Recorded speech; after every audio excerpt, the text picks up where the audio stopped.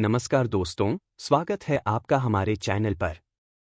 आज हम बात करने वाले हैं 1550 से 1700 के बीच भारत के इतिहास की। यह समयकाल भारतीय उपमहाद्वीप के लिए बेहद महत्वपूर्ण था, क्योंकि इस दौरान कई बड़े घटनाक्रम हुए जिन्होंने भारत के इतिहास को नया मोड़ दिया। तो चलिए शुरू करते हैं। मुगल साम्राज्य का विस्तार। 1550 के दशक में मुगल साम्राज्य अपने शिखर पर था। अकबर महान ने 1556 में गद्दी संभाली और अगले 5 दशकों में भारत के अधिकांश हिस्सों पर अपना अधिकार स्थापित किया। उनकी नीतियों, जैसे कि धार्मिक सहिष्णुता और प्रशासनिक सुधारों ने साम्राज्य को मजबूत बनाया।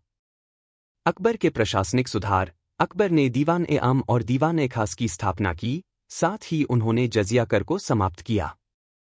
दीवान-ए-आम में आम जनता की समस्याओं को सुना जाता था और दीवान-ए-खास में महत्वपूर्ण राज्य विषयों पर चर्चा होती थी।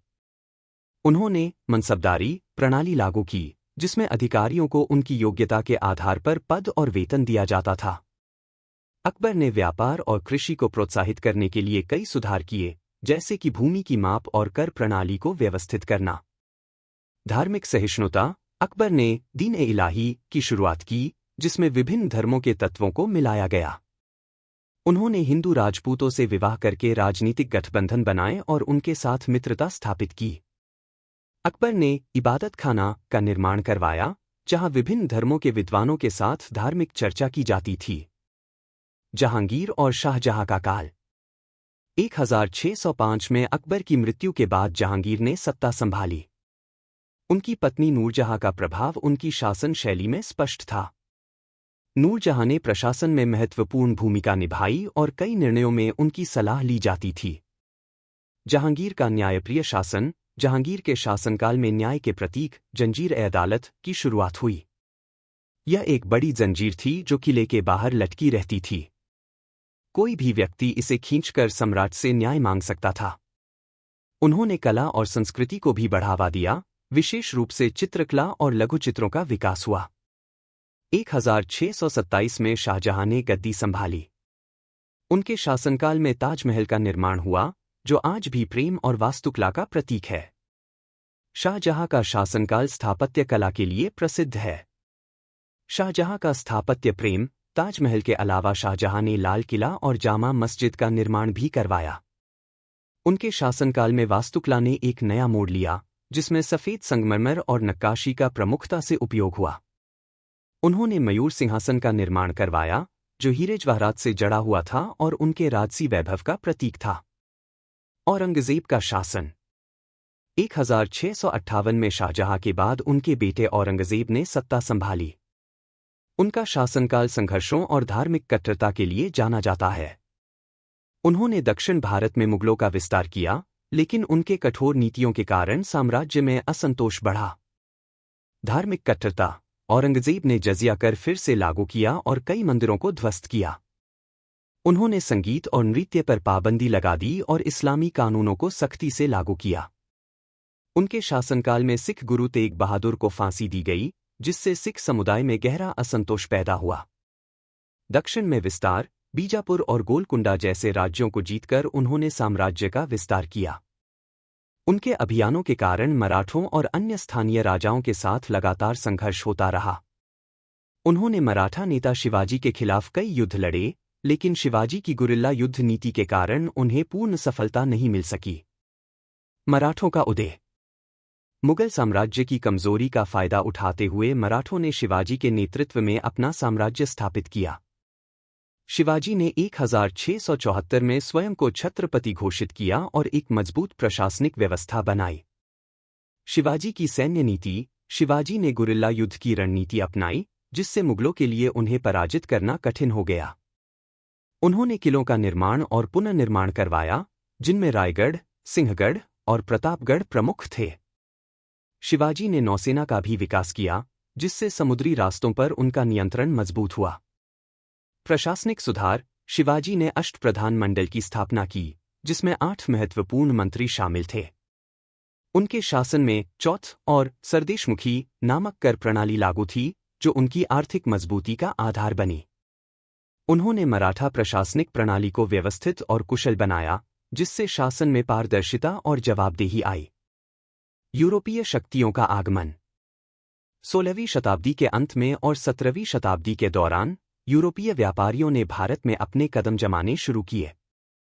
पुर्तगाली, डच, फ्रेंच और अंग्रेज सभी ने अपने व्यापारिक पोस्ट स्थापित किए। पुर्तगाली और डच। गोवा में पुर्तगालियों का शासन और डचों का सूरत में व्यापार। पुर्तगालियों ने 1510 में गोवा पर कब्जा किया और इसे अपने व्यापार का मुख्य केंद्र बनाया।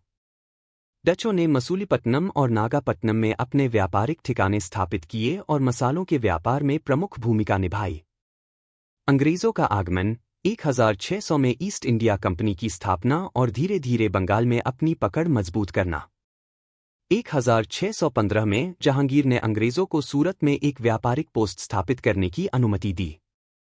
1639 में मद्रास, वर्तमान चेन्नई, की स्थापना हुई और 1690 में कलकत्ता, वर्तमान कोलकाता, में अंग्रेजों ने अपनी व्यापारिक गतिविधियां शुरू की। अंग्रेजों ने स्थानीय राजाओं के साथ व्यापारिक समझौते किए और धीरे धीरे राजनीतिक हस्तक्षेप बढ़ाया। कला और संस्कृति का विकास। इस कालखंड में भारतीय कला और संस्कृति का भी विकास हुआ। मुगल काल में चित्रकला, स्थापत्य कला और साहित्य में महत्वपूर्ण योगदान हुआ। चित्रकला। मुगल चित्रकला का विकास अकबर के समय से शुरू हुआ और जहांगीर के समय में अपने चरम पर पहुंचा। इस काल में चित्रकला में पर्शियन और भारतीय शैली का मिश्रण देखा गया। जहांगीर के समय में चित्रकला में प्राकृतिक तत्वों और जीव जंतुओं का विशेष स्थान था। संगीत और साहित्य। हालांकि औरंगजेब ने संगीत पर पाबंदी लगा दी थी, फिर भी इस काल में संगीत और साहित्य का विकास हुआ। तानसेन जैसे महान संगीतकार अकबर के दरबार में थे, जिन्होंने हिंदुस्तानी शास्त्रीय संगीत को ऊंचाइयों तक पहुंचाया। तुलसीदास द्वारा लिखित रामचरितमानस और सूरदास की रचनाएं इस काल की महत्वपूर्ण साहित्यिक कृतियां हैं। स्थापत्य कला। ताजमहल, लाल किला और जामा मस्जिद जैसी इमारतें मुगल स्थापत्य कला की उत्कृष्टता का उदाहरण हैं। मुगल स्थापत्य कला में इस्लामी और भारतीय स्थापत्य शैलियों का मिश्रण देखा गया। बाग बगीचों की शैली, जैसे कि शालीमार बाग और निशात बाग, मुगल बागवानी कला के उत्कृष्ट उदाहरण हैं। सामाजिक और आर्थिक परिदृश्य। इस कालखंड में भारतीय समाज और अर्थव्यवस्था में भी महत्वपूर्ण परिवर्तन आए। सामाजिक संरचना। इस समय में जाति प्रथा और सामाजिक भेदभाव का प्रभाव अधिक था। विभिन्न धार्मिक समुदायों के बीच आपसी सहिष्णुता और संघर्ष दोनों देखने को मिले। महिलाओं की स्थिति में भी विभिन्न धर्मों और समाजों में भिन्नता थी। कुछ क्षेत्रों में महिलाएं सामाजिक और आर्थिक गतिविधियों में सक्रिय थीं, जबकि अन्य क्षेत्रों में उनकी स्थिति सीमित थी। आर्थिक परिदृश्य। इस काल में व्यापार और कृषि मुख्य आर्थिक गतिविधियां थीं। भारत के विभिन्न हिस्सों में कपास, मसाले और अन्य कृषि उत्पादों का उत्पादन और व्यापार होता था। मुगल शासनकाल में व्यापारिक मार्गों और बाजारों का विकास हुआ, जिससे अर्थव्यवस्था को मजबूती मिली। विदेशी व्यापार के बढ़ते प्रभाव के कारण भारतीय अर्थव्यवस्था में भी परिवर्तन देखने को मिला। यूरोपीय शक्तियों के आगमन से व्यापारिक गतिविधियां और प्रतिस्पर्धा बढ़ी। तो दोस्तों, यह था 1550 से 1700 तक के भारतीय इतिहास का संक्षिप्त परिचय। इस कालखंड में अनेक महत्वपूर्ण घटनाएं हुईं, जिन्होंने भारत के भविष्य को आकार दिया। अगर आपको हमारा वीडियो पसंद आया हो, तो कृपया लाइक और सब्सक्राइब करना न भूलें। आपके सुझाव और प्रश्न हमें कमेंट बॉक्स में लिखकर जरूर बताएं। अगले वीडियो में फिर मिलेंगे। धन्यवाद।